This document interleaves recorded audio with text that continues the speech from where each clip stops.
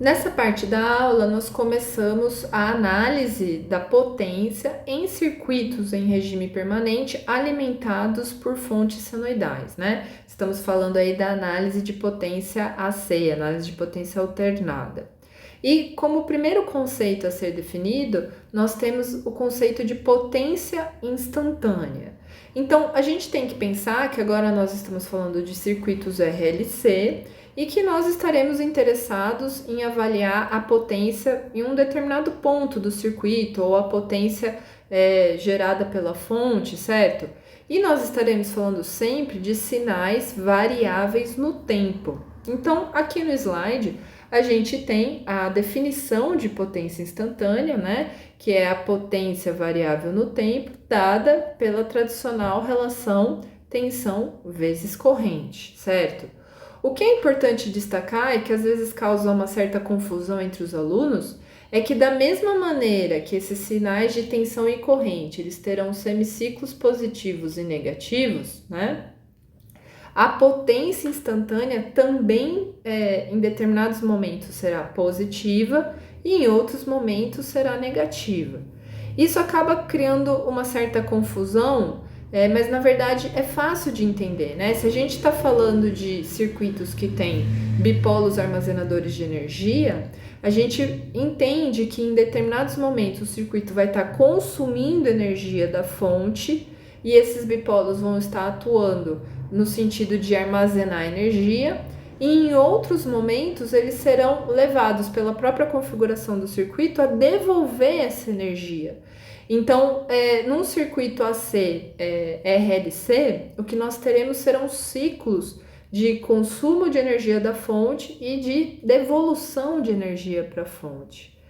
E aí acaba criando uma questão que é importante a gente refletir, que assim, nós estamos acostumados nas nossas casas a termos uma alimentação alternada senoidal, né? E toda vez que tivermos aí circuitos que vão ter indutâncias e capacitâncias, como por exemplo, o motor da geladeira, um micro-ondas, alguma coisa, a gente vai ter essa situação de trânsito de energia sendo consumida da fonte e devolvida para a nossa fonte, que seria aí a tomada, né? Aquele circuito que alimenta as nossas casas. Isso também acontece de maneira evidente nas indústrias, certo? Então, se nós temos plantas industriais com inúmeros motores, nós teremos aí um circuito industrial que é fortemente indutivo, né? E como é que funciona essa questão, né? Porque a gente sabe que lá no final do mês a gente vai ter uma energia sendo cobrada. E como que se calcula essa energia, sendo que a gente tem esse sinal de potência variável no tempo, certo? Então, essa e outras questões a gente vai discutir de maneira introdutória aqui nessa aula. Então, começando pela definição de potência instantânea, nós vamos focar novamente no regime permanente senoidal e, portanto, a gente pode imaginar que num determinado ponto qualquer do circuito que nós estamos interessados em analisar a potência instantânea, né? Nós teremos uma tensão com uma fase qualquer que eu estou chamando aqui de θ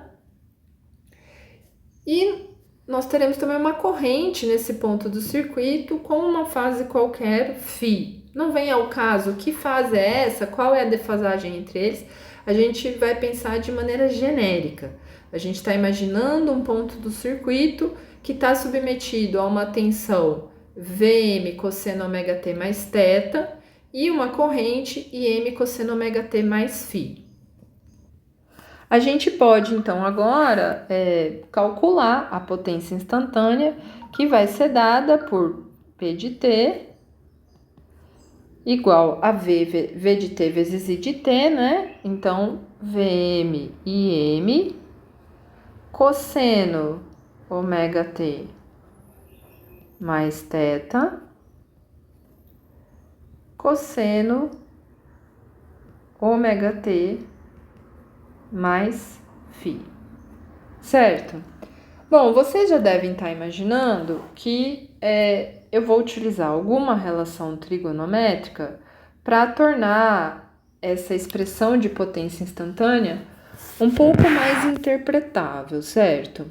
E nesse caso, a relação trigonométrica que eu vou usar são duas, na verdade, né? A gente vai se remeter aí a cosseno da soma de ângulos, então cosseno de A mais B sendo cosseno A, cosseno B, menos seno A, seno B, e cosseno de A menos B, dado como cosseno A, cosseno B, mais seno A, seno B, certo? E aqui a gente pode imaginar que esse é equivalente aqui do nosso A, esse é o nosso B, né? Então, a gente tem aí um cosseno A, cosseno B. Então, eu vou somar essas duas... Deixa eu tirar aqui. Ficou deslocado aqui, pronto. Eu vou somar essas duas relações, então, eu vou ter, somando aqui, né? Eu vou ter cosseno A mais B mais cosseno A menos B é igual a 2 vezes cosseno A, cosseno B, e esse termo aqui, ele se cancela na somatória. Portanto, eu tenho que cosseno A, cosseno B é igual a cosseno A mais B mais cosseno A menos B sobre 2. O que eu vou fazer, então, é substituir essa identidade, usar essa identidade para simplificar essa expressão aqui de cima, certo? Então, voltando aqui, eu vou ter que P de T vai ser igual a VM e M, certo? A e B, no caso, são ômega T mais θ e ômega T mais φ. E no caso de A mais B, o que eu vou ter é 2 ômega T mais θ mais φ. Então, vou ter que VM vezes cosseno de ômega T, 2 vezes, né? Ômega T. Deixa eu fazer...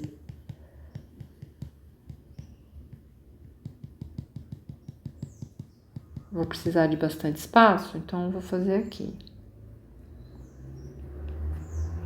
Eu vou passar esse 2 aqui para fora, então vou ficar VM e M sobre 2. Cosseno de A mais B, que vai ser 2 ômega T mais θ mais φ. Então, cosseno de 2 ômega T mais θ mais φ, mais cosseno de A mais B, A menos B, onde A menos B vai ser ômega T mais θ, menos ômega T mais φ. Portanto, nós teremos o ômega T desaparecendo e ficando com cosseno de θ mais φ. Certo? Bom, vamos fazer aqui a fatoração desse termo, né? Vamos multiplicar aí, tirar ele da evidência, só para ficar com uma expressão que vai evidenciar para a gente que temos um termo, e eu vou colocar ele em primeiro lugar, que não depende do tempo. Então, temos aí que agora a potência instantânea, ela tem um termo que não depende do tempo. E ela tem um outro termo, e que esse sim depende do tempo. Só que veja que esse termo que depende do tempo, ele aparece com a frequência duplicada. Olha que interessante, né? Mais θ mais φ. Ok? Vou passar tudo isso a limpo para ficar um pouco mais claro e repetir os passos, certo? Então vamos lá. A gente começou com os sinais que estão num determinado ponto do circuito. Então a gente está falando de tensão e corrente num determinado ponto do circuito. E não vem ao caso aqui qual é a defasagem delas. Pode ser que elas estejam defasadas de 90 graus, pode ser que elas estejam defasadas, sei lá, de 30 graus.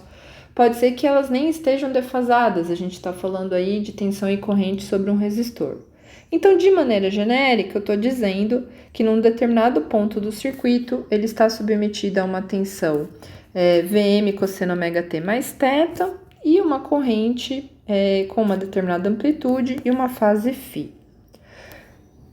Continuando, para que nós determinemos aí a potência instantânea, nós fazemos V de t vezes I de t. A gente obtém, então, Vm vezes Im, cosseno de ômega t mais θ, vezes cosseno ômega t mais φ. Nós usamos, então, uma relação trigonométrica para transformar essa expressão numa expressão mais interpretável, certo? Então, a gente aplica aqui a soma de ângulos, o cosseno da soma de ângulos e subtração de ângulos para obter uma expressão mais interpretável.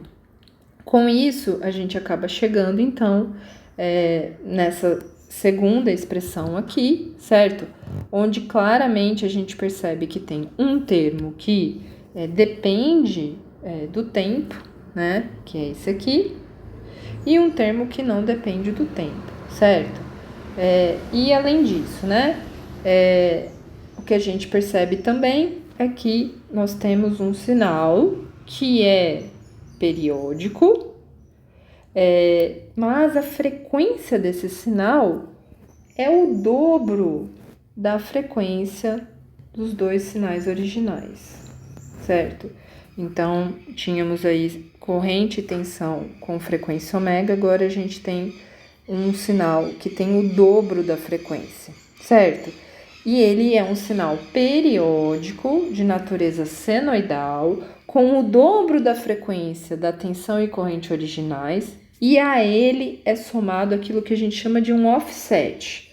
É somado um valor constante que é dado por esse termo que não varia no tempo, ok? Então, a gente pode imaginar que o sinal P de t é um sinal que ele varia no tempo, ele é senoidal, a frequência dele é o dobro da frequência da tensão e da corrente, mas esse é um sinal que ele tem somado um outro termo. Então, na verdade, ele não é centrado em torno do eixo X aqui. Ele tem uma componente que é uma espécie de um offset, né? Que joga esse sinal para cima, tá? Então, esse offset aqui é esse termo constante e que é somado ao sinal periódico. Vamos tentar, então, fazer algum sentido físico dessas expressões matemáticas que nós obtivemos, certo? Então, a primeira questão que eu já comentei é que, obviamente, a gente vai enxergar que existem períodos desse sinal que a potência vai estar positiva e períodos que ela estará negativa. A gente pode dizer, então, que existem momentos onde a potência flui da fonte para a carga e momentos onde a potência flui da carga para a fonte, certo? Então, o consumo de energia, ele vai ser dado por esse balanço final de potência que fluiu da fonte para a carga. Isso é o que a gente chama de potência média ou potência ativa. Então, aquilo que é cobrado, certo? Vocês podem imaginar assim, né? Aquilo que de fato custa é essa energia que flui da fonte para a carga. O consumo de energia é dado por esse balanço final de energia que flui da fonte para a carga. É o que a gente chama aí de potência média ou potência ativa, ok? E vamos tentar entender como que a gente enxerga e calcula essas questões, certo? Então, a primeira questão que a gente tem que avaliar é o conceito de potência média, né? Então, o conceito de potência média, ele está associado lá do cálculo, que vocês já devem ter visto, ao conceito de valor médio de um sinal qualquer, né? Então, o valor médio de um sinal, ele pode ser dado como a integral desse sinal num intervalo de tempo, por exemplo, entre T1 e T2, né? Então, a gente integra esse sinal nesse intervalo de tempo e a gente divide o valor encontrado por essa diferença de tempo. Esse é o valor médio de um sinal por definição. Mas nós estamos falando de sinais que são periódicos, certo? E como que a gente define aí o valor médio, ou no caso nosso específico, a potência média de um sinal periódico, certo?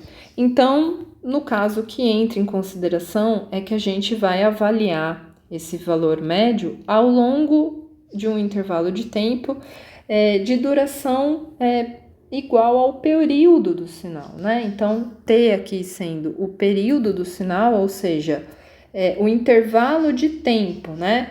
Entre o sinal se repetir, né? Quanto tempo demora para o sinal passar pelo mesmo ponto, né? Então, isso é o que a gente chama de período, é o T, né? T maiúsculo. Então, se nós integramos esse sinal ao longo de um período, nós temos aí a potência média de um sinal periódico. E note que não importa o ponto que a gente comece essa integração. A gente pode começar a integração aqui em T1 ou aqui em Tx, contanto que a gente faça a integração ao longo de um período completo, certo? Então, no caso aqui, Tx mais T, certo? Então, para deixar claro aqui, né? Então, de maneira genérica, né? Não importa o tempo inicial de integração, contanto que você faça a integração por todo um período T e divida o valor obtido por esse período, né? Então, e se você, por algum motivo, por conveniência, quiser fazer a integração por mais de um período, por exemplo, 2 períodos, 3 períodos, tudo bem, mas você tem que dividir pelo número de períodos que você fez a integração, certo? Então, você pode começar em qualquer instante e integrar por até N períodos, contanto que você seja coerente e divida pelo intervalo de N períodos aí. Então, com isso, a gente vai obter esse valor médio, no caso, a gente está falando do sinal de potência, então, esse valor médio da potência. Lembrando que isso que eu acabei de falar não se restringe à potência, a gente pode falar de valor médio da tensão, valor médio da corrente, porque também são sinais periódicos. Mas no caso aqui eu estou focando na potência média, porque a gente está pensando aí em tentar descobrir qual que é esse balanço de energia de potência ativa, né? De potência média. Então, continuando, né, o nosso sinal instantâneo que nós temos, novamente, né, é esse sinal de frequência o dobro da tensão e da corrente que o originaram, né, que tem uma parcela variável no tempo e uma parcela que é constante. E aí vem a seguinte questão, né, qual é a potência média dada esse sinal instantâneo, né? E vocês vão perceber que se a gente integrar esse sinal, então lembrando ali, né, que seria o esboço desse sinal, a gente está falando de um sinal que é cossenoidal, né, que ele tem ali alguma fase, a gente pode imaginar que ele tem uma fase aí θ mais φ, né? Ele é um sinal periódico com um deslocamento, né? Um deslocamento associado a esse termo que é constante aqui, né? Então, a gente vê que ele é deslocado por um termo constante, né? Então, se nós integramos esse sinal ao longo de um período e obtemos aí o valor médio, a gente vai perceber claramente que essa parcela resulta numa integral igual a zero, né? E, portanto, a potência média dessa expressão de potência instantânea é dada exatamente por essa parcela fixa do sinal, certo? Então, se vocês quiserem brincar com isso, vocês podem aplicar a integral ao longo de um período nesse sinal P de t e vocês vão perceber que o resultado do valor médio vai ser dado apenas por esse fator fixo que não depende do tempo, ok? Então, continuando, né, a gente percebe que essa parcela variável no tempo vai ter o valor médio nulo e que, portanto, a potência média que a gente está referenciando aqui com uma letra maiúscula P, ela está sendo dada apenas por essa parcela fixa aqui, certo? Bom, vamos tentar agora avaliar alguns casos ilustrativos e para isso a gente vai analisar o circuito puramente resistivo, um circuito puramente indutivo e um circuito puramente capacitivo, né? Como exemplos aí de algumas situações mais representativas, certo? Então, para todos esses circuitos, a gente vai ter que a potência média do circuito, ela vai ser dada pela parcela fixa lá do sinal de potência instantânea, então meio de Vm vezes m cosseno de θ menos φ. Mas vamos lá, né? Estamos falando de um circuito que é puramente resistivo. E quem era θ e quem era φ? Então, lembrando que o θ vinha do sinal de tensão, então estamos falando aí de Vm cosseno ômega t mais θ. E que a corrente era Im cosseno ômega t mais φ. Num circuito que é puramente resistivo, qual é a diferença de fase entre tensão e corrente? Horas. Num circuito puramente resistivo, a diferença de fase é nula, portanto, θ é igual a φ. Portanto, cosseno de θ menos φ é cosseno de zero, né? E aí, nós temos que, num circuito puramente resistivo, a potência média vai ser dada simplesmente por Vm vezes Im sobre 2, ok? E se a gente for olhar o porquê dessa questão, né, no sinal temporal, talvez fique um pouco mais fácil de compreender e de enxergar esse valor, né? Então, aqui a gente tem a representação do sinal de tensão, a gente tem a representação do sinal de corrente, né? E note que os dois sinais, eles estão síncronos, não há diferença de fase.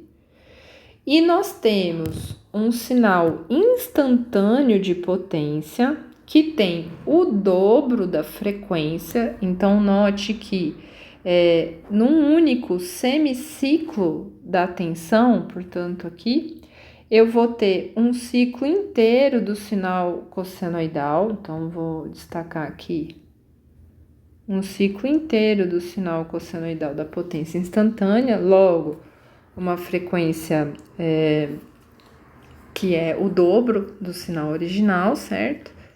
E nós temos que esse sinal tem como valor médio aqui Vm vezes Im sobre 2, né?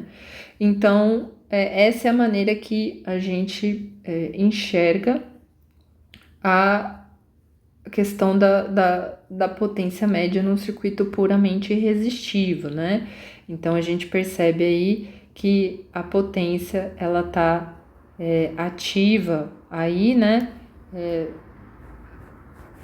a gente pode entender aí metade desse período aí em que ela tá de fato variando instantaneamente, tá? De maneira grosseira falando, certo? Então, com isso, a potência ativa de um circuito puramente resistivo é dada aí por Vm vezes Im sobre 2. Vamos agora analisar, então, o caso do circuito puramente indutivo, né? Novamente, a expressão de potência média é sempre a mesma, certo? Então, estamos falando ali de meio vezes VMM cosseno de θ menos φ, né? Então, a potência ativa, a potência média, há sempre a mesma expressão. Mas agora, note que estamos falando de um circuito puramente indutivo, né? E lembrando que θ é a fase da tensão e φ é a fase da corrente. E a gente sabe que num circuito puramente indutivo, a corrente está atrasada em relação à tensão de 90 graus. Então, na verdade, nós temos que θ menos φ é igual a 90 graus. Portanto, nós vamos ter cosseno de θ menos φ, cosseno de zero. Logo, a potência ativa aí é 0 watts, num circuito puramente indutivo, né?